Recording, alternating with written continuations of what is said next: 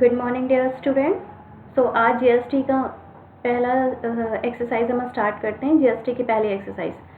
तो पहला क्वेश्चन है, Rohan bought a shirt which is quoted at 375 plus sales tax at the rate of 8%, find the amount paid by Rohan. Right. So पहले कुछ चीज़ें हैं जो हमें पता होनी चाहिए। सबसे पहली बात कि लीस्ट प्राइस क्या होता है, हमें ये पता होना चाहिए। पहली चीज़, ये लीस्ट प्राइस क्या होता है। ठीक। फिर हमारा जो डिस्काउंट होता है वो क्या होता है। फिर हमारा जो मार्क्ड प्राइस होता है वो क्या होता है। सेलिंग प्राइस क्या होता है। ठीक। अच्छा, लीस्ट प्राइस और मार्क्ड प्राइस ये सेम होता है। हमारा जो डिस्काउंट होता है वो हमेशा एमपी पे मिलता है, यानी मार्क्ड प्राइस पे मिलता है हमें। सपोज हमने कोई शर्ट खरीदी है, ठीक, कितने रुपए की खरीदी नहीं पता, मान लो उसका जो लिस्ट प्राइस था या उसकी जो एमआरपी कह दो या मार्क्ड प्राइस कह दो जो था वो हमारा 100 रुपीज़ था। अब शॉपकीपर ने हमसे कहा कि ठीक है, एक काम करते हैं, आप हमारे पुराने कस्टमर हैं तो हम आपको 10% का डिस्काउंट दे देते हैं। ठीक। वहीं एक दूसरा इंसान गया, 100 रुपये की चीज़ थी, उस 200 रुपये की चीज़ थी। उसने कहा ठीक है, एक काम करिए, अगर आप ये शर्ट खरीदते हैं हमसे, मान लो कोई शर्ट है जिसकी कॉस्ट 200 रुपीज़ है, और कहा शॉपकीपर ने कि अगर ये आप 2 शर्ट्स हमसे लेते हैं, मतलब 200 रुपये की ये 2 शर्ट्स हमको लेते हैं, तो हम आपको जो है 15% का डिस्काउंट दे देंगे। तो एक्चुअली ये डिस्काउंट होता क्या है। ठीक है, तो भाई देख लेते हैं। 100 रुपीज़ एमआरपी थी, एमआरपी यानी मार्क्ड प्राइस उसका क्या था, 100 रुपीज़। कोई भी सामान था। ठीक। हम पुराने ग्राहक के पुराने कस्टमर हैं तो कहा हमसे कि ठीक है, हम आपको 10% डिस्काउंट दे देते हैं। अब ये 10% डिस्काउंट हमें किस पर मिलेगा, on marked price. So here हम ये जो 10% निकालेंगे ये इस 100 रुपीज़ का निकालेंगे, यानी डिस्काउंट हो गया हमारा 10 रुपीज़। ठीक। अब डिस्काउंट के बाद हमेशा याद रखो, डिस्काउंट के बाद हमारे जो एक्चुअल प्राइस आती है वो हमेशा मार्क्ड प्राइस से कम आएगा तभी हमें डिस्काउंट मिलेगा। यानी मार्क्ड प्राइस हमारा 100 था, इसमें से हमने 10 को माइनस कर दिया, यानी अब जो हमें वो सामान मिलेगा वो कितने में, 90 रुपये में मिलेगा। सिमिलरली बोला, अगर आप 2 शर्ट लेते हैं, मतलब अभी कितना हो गया प्राइस, 400, बट ये 400 हमें नहीं देना है, हमें डिस्काउंट की अगर बात करते हैं तो डिस्काउंट का मतलब हुआ कि इसका 15% डिस्काउंट हो जाएगा। ठीक। अब जो आएगा वैल्यू उसको हम सॉल्व ही कर लेते हैं। चलो, आई वैल्यू 60। अब ये 60 400 में से लेस हो जाएगा, यानी 340 अब इसकी कॉस्ट हो गई। अच्छा, इसे सॉल्व करने का एक और मेथड है। ये तो हमारा हो गया ट्रेडिशनल मेथड। ठीक है, ये हमारा ट्रेडिशनल मेथड हो गया। एक और मेथड है इस क्वेश्चन को सॉल्व करने का, वो मैं आपको बता देती हूँ। देखो, जब हम परसेंटेज की बात करते हैं तो कोई भी चीज़ अपने आप में हमेशा 100% होती है। राइट। अगर इसी क्वेश्चन की हम बात करें, जो मैंने आपको 200 की 2 शर्ट्स के बारे में कहा था, अगर इसी की बात करें तो अभी देखो प्राइस कितना हो गया। जब 200 की हमने 2 शर्ट ली हैं, 2 शर्ट्स ली हैं, तो अभी प्राइस 400 हो गया। तो अभी जो हमारा मार्क्ड प्राइस है वो हमारा हो गया 400 रुपीज़। ठीक। अब ये बताओ, डिस्काउंट कह रहे थे 15% का डिस्काउंट हो गया। कोई भी चीज़ अपने आप में हमेशा 100% होती है। ठीक, हमेशा 100%। अब ये बताओ, हमें नहीं पता कि उसका एक्चुअली में प्राइस क्या था क्या नहीं था, मान लो कुछ नहीं पता। ठीक। हाँ, 15% डिस्काउंट हो गया। मान लो कोई भी सामान था, वो 100 का था, अभी 15 रुपये उसमें डिस्काउंट हो गया। परसेंटेज की वजह से हमने यहाँ पे 100 माना है। मान लो 15 रुपये डिस्काउंट हो गया, तो अभी वो चीज़ कितने की मिल गई हमें, 85 रुपीज़ की। कितने की मिली, 85 की। तो 15% डिस्काउंट के बाद मतलब 85, यानी 400 का सीधा 85% निकाल लो, यही आपकी वैल्यू आ जाएगी। ठीक। अब इसी तरह इसमें देख लेते हैं, इस क्वेश्चन में इसमें डिजिट्स थोड़ा सा इजी इसमें भी है, पर इसमें देख लेते हैं। 100 था, एमआरपी हमारी 100 थी, 10% का डिस्काउंट हुआ, तो कोई भी चीज़ अपने आप में 100 होती है। 10% का डिस्काउंट के बाद वो चीज़ हो गई 90 में। अब 100 का हम 90% निकाल लेते हैं डायरेक्ट, तो हमें ये बाद में माइनस करने का झंझट नहीं रहेगा। ये हो गया 90 रुपीज़, यानी ये देखो ये 90 ये 90 आ गया आपका। ये तो हो गया डिस्काउंट की बात। मैंने आपको ये जीएसटी वाले चैप्टर में डिस्काउंट क्यों पढ़ा दिया? इसलिए पढ़ाया क्योंकि इसी में आगे आपका डिस्काउंट है, इसलिए मैंने आपको यहाँ पे डिस्काउंट का बताया है। अच्छा, अब इसी क्वेश्चन को जैसे हमें सॉल्व करना है, तो है Rohan bought a shirt which is quoted at 375 plus sales tax, मतलब इसमें सेल्स टैक्स को इंक्लूड किया जाएगा। नाउ कह रहे हैं जो सेल्स टैक्स है रेट जो है उसका वो 8% है, तो हमें बताना है find the amount paid by Rohan. Rohan ने कितना अमाउंट पेड किया है? तो देखो जो प्राइस था वो 375 है, राइट। जो प्राइस था वो है आपका ₹375। अभी आपका जो रेट है, मतलब जो टैक्स है, जो टैक्स आपको पे करना है वो 8% है। वो 8% आपको किस में, इसी पे तो पे करना होता है, जो एक्चुअल हमारा प्राइस होता है उसी पे तो हम पे करते हैं टैक्स। तो 375 का हम 8% निकाल लेते हैं, ये हमें टैक्स देना पड़ेगा। फिर इसकी जो भी वैल्यू आएगी, जो भी, उसको 375 में हम ऐड कर देंगे, हो गया। ये हमारा है पहला ट्रेडिशनल मेथड। सेकेंड मेथड जो मैंने आपको अभी बताया, 375 वैल्यू थी, 8% का टैक्स है, ठीक। तो टैक्स के बाद याद रखो डिस्काउंट और टैक्स में क्या डिफरेंस है। देखो ये है डिस्काउंट, ये है टैक्स। डिस्काउंट के बाद प्राइस हमेशा कम होता है। जब हमें डिस्काउंट मिलता है तो जो प्राइस हमें पे करना होता है वो हमेशा कम होता है। बट टैक्स के बाद प्राइस हमेशा इंक्रीज हो जाता है, यानी टैक्स लगने के बाद जो प्राइस होता है हमेशा बढ़ के आता है। जैसे आप किसी रेस्टोरेंट में गए, ठीक है, एक रेस्टोरेंट में गए, बढ़िया से बड़ी सी टेबल पे बहुत सारा अच्छा खाना आया। आपने देखा होगा कि वहाँ पे, या आप किसी भी मान लो किसी भी रेस्टोरेंट में गए, आपने पिज़्ज़ा ऑर्डर किया, आपने देखा है ₹99 पिज़्ज़ा पे लिखा हुआ था, आपने कहा वाह 100 रुपये में काम बन गया।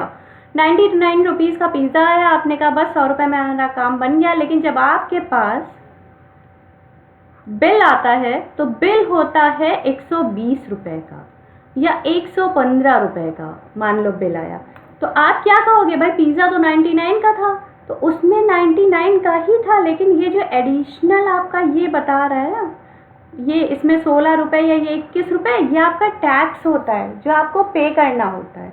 तो टैक्स लगने के बाद जो एक्चुअल का कॉस्ट होती है किसी भी सामान की वो बढ़ जाती है, यानी एक्चुअल जो प्राइस है उसमें टैक्स लगने के बाद वो हमेशा इंक्रीज हो जाता है। बट डिस्काउंट में क्या होता है, हमें डिस्काउंट मिल रहा होता है, इसलिए वो वैल्यू हमेशा कम हो जाती है। तो अब हमने क्या किया, 8% हमें टैक्स पड़ रहा है, यानी वैल्यू बढ़ेगी, मतलब 100 में 8 को ऐड कर दो। अभी कितना आया, 108%। डिस्काउंट होता तो हम 8 को माइनस करते, क्योंकि वैल्यू कम हो जाती है। डिस्काउंट के बाद जो प्राइस होता है कम होता है, बट टैक्स के बाद प्राइस बढ़ता है, इसलिए हमने इसमें 100 में 8 को प्लस कर दिया। अभी 108% हुआ, यानी 375 का सीधा 108% निकाल लो, 108%। बस जो वैल्यू आएगी कुछ प्लस माइनस नहीं करना, यहाँ से जो सीधे वैल्यू आएगी वो आपकी वही अमाउंट आएगा जो रोहन ने पेड किया है। तो ये हो गया हमारा फर्स्ट क्वेश्चन। सेकेंड क्वेश्चन इसी तरीके से देख लेते हैं। Govinda bought the following electrical goods from a shop. Okay fine. If the sales tax is charged at the rate of 7% on all these goods, okay, then find the total amount paid by Govinda. Simple. देखो fans उसने 675 rupees के लिए हैं, each लिखा है और 4 लिए हुए हैं, तो जो आपका फ़ैन का सबसे पहले सबकी कॉस्ट निकाल लो, तो फ़ैन की हो जाएगी 4 × 675। देन आपके जो बल्ब है वो 2 डजन है, तो 110 × 2 × 12, 1 डजन में 12 होते हैं, तो 2 में 24 हो जाएंगे, इसलिए हमने कर लिया। स्विचेस आपके 5 डजन है, तो 41 × ओके, पर डजन लिखा हुआ है यहाँ पे, ठीक। मतलब देखो यहाँ पे पर डजन लिखा है, इसलिए ये काम नहीं करना है। बल्ब में आपके हैं 1 डजन की वैल्यू 110 है, तो 2 डजन की वैल्यू कितनी हो जाएगी, 110 × 2। उसके बाद स्विचेस की देख लो, पर डजन मतलब 1 डजन की वैल्यू 41 है, तो 5 डजन की कितनी होगी, × 5। ऑब्वियसली 5 की ज़्यादा होगी, तो हमने मल्टीप्लाई किया है।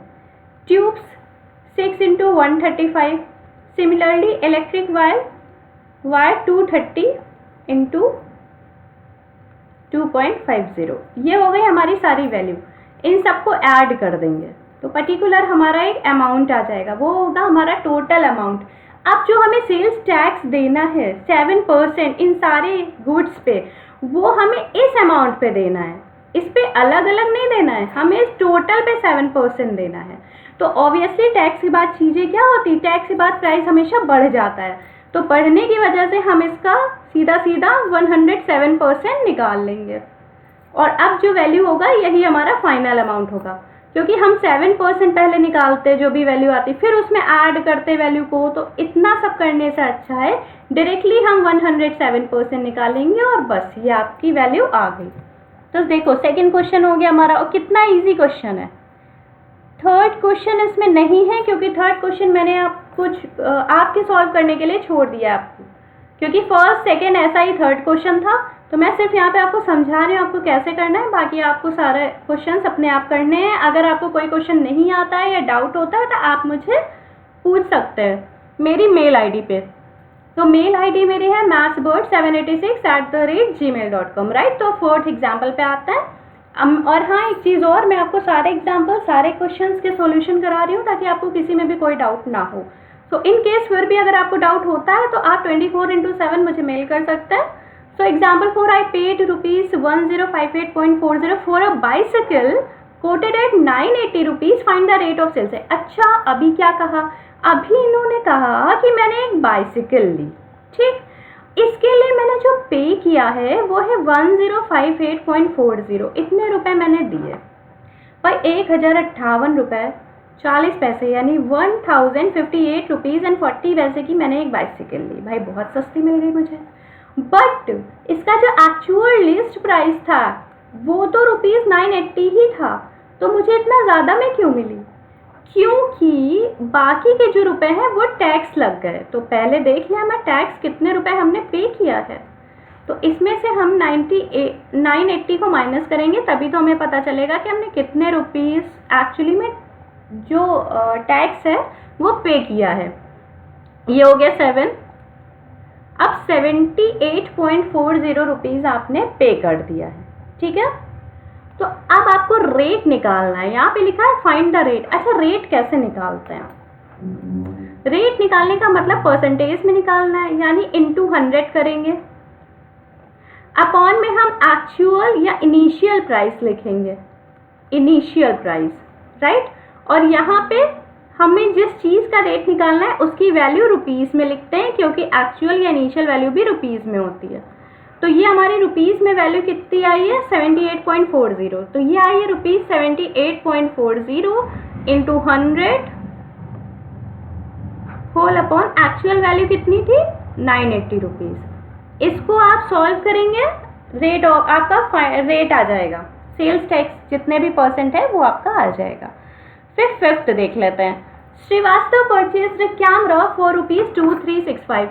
पहले सबसे पहले जो दिया है उसको लिखते चले जाएंगे, ठीक है। तो हमारा जो मार्क्ड प्राइस दिया, wait, Srivastava purchase a camera, अच्छा तो इसका जो प्राइस दिया है जिसमें हम परचेज किया है वो है ये 2365।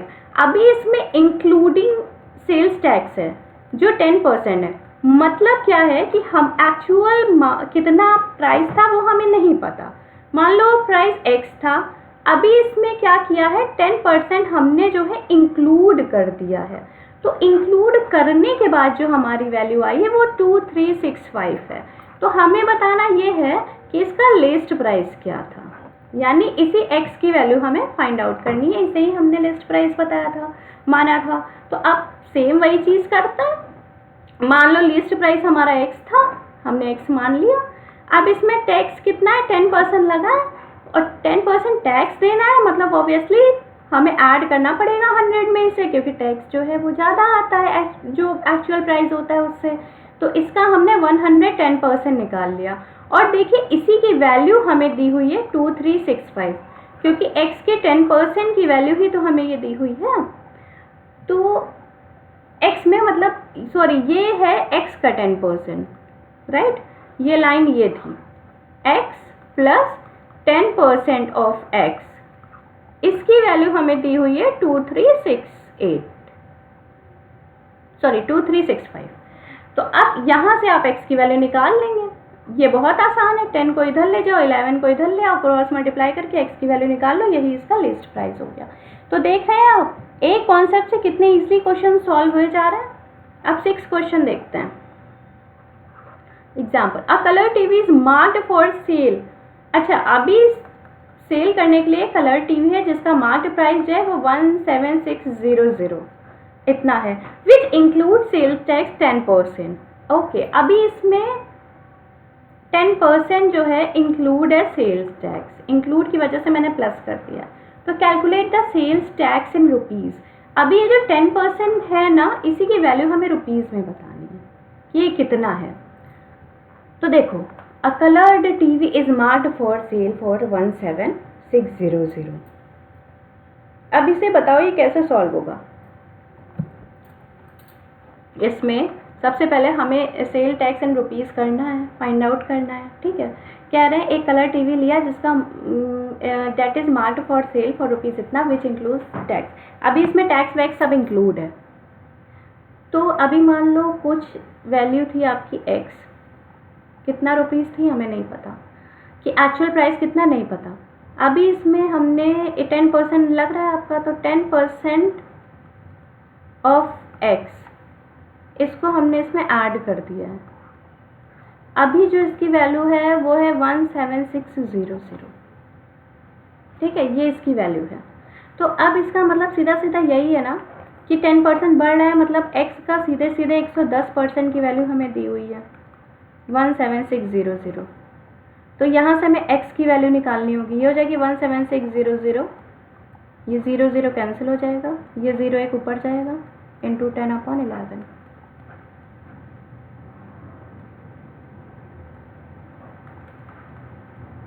16,000।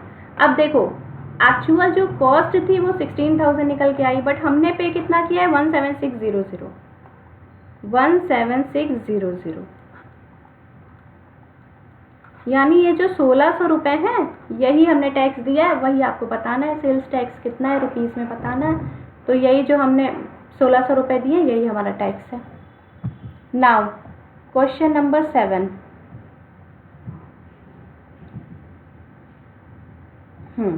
Question 7. The price of a TV set inclusive of sales tax 9% is इतना। देखो inclusive है, मतलब इसमें include है। Find its marked price if the sales tax is increased 13%। Means अभी तो 9% था, अभी 9 से 13% कर दिया जाए तो सेल्स टैक्स, तो फिर कितना होगा मार्क्ड प्राइस। तो हमें पहले ये पता करना होगा कि मार्क्ड प्राइस एक्चुअली कितना था।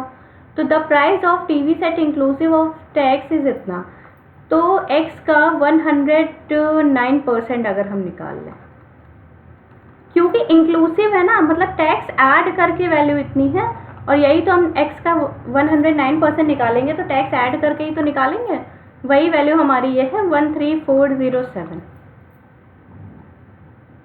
How much more does the customer पे फॉर द टीवी। हमें ये निकालना है कि अब अगर 13% कर दिया जाए तो कितना ज़्यादा कस्टमर को पे करना पड़ेगा। फाइन, यहाँ से हम x की वैल्यू निकाल लेते हैं। x की वैल्यू हो जाएगी 13407 इंटू 100/109। अब इसे हम सॉल्व कर लेंगे तो यहाँ से x की वैल्यू हमारी कुछ आ जाएगी, ये हमारा मार्क्ड प्राइस हो जाएगा। ठीक है, अभी इसमें क्या है, सेल्स टैक्स 13% बढ़ गया है, तो x की वैल्यू ही तो हमें x की वैल्यू पता चल गया, इसी में तो हमने बढ़ाया था, तो इसी में हम अभी 109 की जगह 113% निकाल लेंगे। जो भी वैल्यू आएगी आपकी ऑब्वियसली वो आपकी इस वैल्यू से बड़ी होगी, क्योंकि ये 109% है और ये 113% आएगा। इन दोनों का जो डिफरेंस आएगा वही आपको बताना है। How much more does the customer पे फॉर द टीवी, उतना ही ज़्यादा कस्टमर को टीवी के लिए पे करना होगा। अभी question number 8। Sameer bot a shirt. Sameer ने एक शर्ट खरीदी फॉर ₹336 इंक्लूडिंग 12%। राइट, तो देखो सेम वैसे ही है, x मान लेते हैं, x का 112% की वैल्यू दी हुई है 336, यहाँ से x की वैल्यू निकाल लेंगे 336 इंटू 100/112, यही जो वैल्यू होगी वही जो है शर्ट की वैल्यू होगी टैक्स हटा के। अब कह रहे हैं उसने जो है नेक टी खरीदा 110 का इंक्लूडिंग 10%, अभी 10% और इंक्लूड किया तो इसे y मान लो, y का 110%, ओके y का 110% निकालेंगे, ये वैल्यू हमारी 110। y क्यों माना? क्योंकि x ऑलरेडी हम शर्ट के प्राइस को मान चुके थे, तो नेक टी के प्राइस को हमने y माना, तो नेक टी जो थी उसको y माना। तो अभी ये जो हमने 110 किया है वो इसकी वजह से नहीं किया है, वो हमने किया है क्योंकि 10% अभी इसमें 10% लगा है, तो 10% का मतलब 100% होता है, 10% का इंक्लूड किया हमने टैक्स लगा, तो ये हो गया 110%, इसलिए हमने 110% लिखा है। अब यहाँ से y की वैल्यू निकाल लो, ठीक है, यहाँ से आपने y की वैल्यू निकाल ली, 100 आ गई। अब क्या कहा जा रहा है? अब कहा जा रहा है find the printed price without sale tax of shirt and neck T together. Shirt की यहाँ से 300 आ जाएगी, तो ये शर्ट की हो गई, ये नेक टी की हो गई, बस यही आपको करना था। Question 9, Ashok purchase a car marked at this one at a discount 8%। देखो डिस्काउंट कॉन्सेप्ट मैंने पहले बता दिया, अब इसे अपने आप सॉल्व करना। इसमें कह रहे हैं एक कार परचेज की है जिसमें मार्क्ड प्राइस दिया हुआ है और डिस्काउंट 8%, तो डिस्काउंट हमेशा मार्क्ड प्राइस पे होता है, तो मार्क प्राइस जो भी है उसका 8% डिस्काउंट है। डिस्काउंट मतलब वैल्यू अब कम हो जाएगी, तो कम होने के बाद वैल्यू 100 में 8 माइनस करो तो 92%, यही सीधे सीधे जो भी वैल्यू आएगी आपकी वो सीधा सीधा उस कार का प्राइस आ जाएगा। और हम अब कह रहे हैं if the sales tax is 10%, find the amount that Ashok paid for the car. अभी ये जो आया वो कार का प्राइस आया है, हमें निकालना है अशोक ने कितना पे किया है। तो अब ये जो भी आया है उसमें 10% डिस्काउंट 10% सेल्स टैक्स लगेगा ना, तो ये जो भी आया है इसका 110% निकालेंगे क्योंकि टैक्स बढ़ता है। हमेशा याद रखना डिस्काउंट होगा तो हम 100 में से माइनस करेंगे, और अगर हमारा टैक्स होगा तो हम हमेशा 100 में प्लस कर देंगे। बस ये कॉन्सेप्ट अगर याद रखोगे तो सारे क्वेश्चन ईजिली हो जाएंगे। आई होप ये 9 क्वेश्चन आप अपने आप कर लेंगे। क्वेश्चन 10,